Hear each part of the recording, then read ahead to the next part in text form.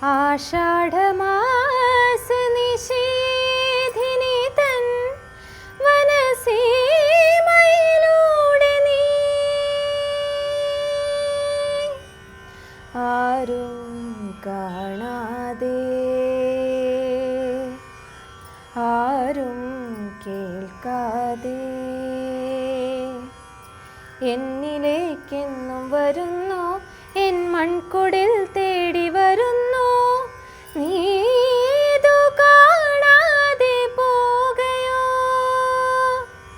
Neethu ചൂടാതെ പോകയോ.